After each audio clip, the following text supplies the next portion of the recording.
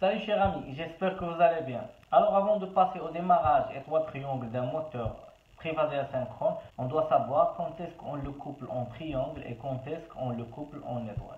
C'est le sujet de notre vidéo. Donc si vous êtes nouveau, n'hésitez pas de vous abonner à notre chaîne et activer la cloche de notification afin d'avoir de nouveaux tutoriels publiés sur notre chaîne. Aimez, partagez la vidéo avec vos amis et laissez-moi vos questions sur les commentaires. Alors ici, je vous montre un exemple d'une plaque signalétique d'un moteur asynchrone. Donc avant de raccorder le moteur, en faisant un petit retour en arrière, on sait qu'un moteur asynchrone triphasé a trois enroulements distincts. Maintenant ici, notre plaque avant de notre moteur, les trois enroulements U1, U2, V1, V2 et W1, W2. Nous pouvons brancher notre moteur de deux façons différentes, en branchement étoile ou en branchement triangle. Donc si nous choisissons de brancher en étoile, il faudra mettre les barrettes dans ce sens-là. Alors faisons-le. Ici, nous avons ici les barrettes. Nous voyons bien ici ce point commun, c'est le point étoile ici. Par contre, le courant qui est parcouru dans chaque enroulement sera égal à U, la tension composée entre deux phases, c'est-à-dire la tension de 400 volts divisée par racine carrée de 3, ce qui donne à peu près 230 volts. Chaque enroulement sera parcouru par un courant équivalent à 230 volts.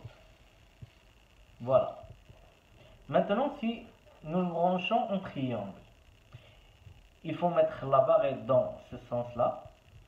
Alors faisons-le. Nous mettons les barrettes dans ce sens-là et nous sommes bien en branchement triangle.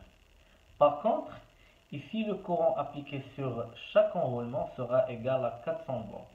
Maintenant revenons à notre moteur. Ici dans cet exemple, la plaque signalétique du moteur dit que c'est un moteur en 400 volts 690 volts et que sous un réseau en 400 volts, nous devons le brancher en triangle.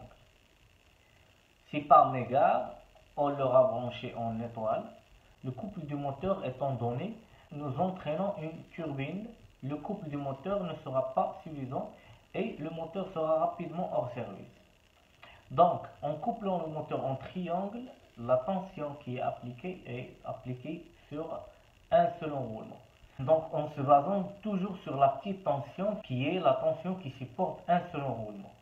Donc si dans cet exemple, si on a un réseau de 680 volts, donc on doit brancher notre moteur en étoile. Pourquoi? Parce que la tension 690 volts va alimenter deux enroulements à la fois. Donc dans cet exemple, l'enroulement supporte 400, donc deux enroulements 690 est largement suffisant.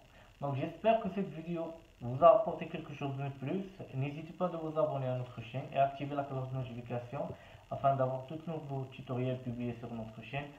Aimez et partagez la vidéo avec vos amis et laissez-moi vos questions sur le commentaire. Je vous donne rendez-vous aux prochaines vidéos sur le démarrage étoile triangle d'un moteur et à bientôt.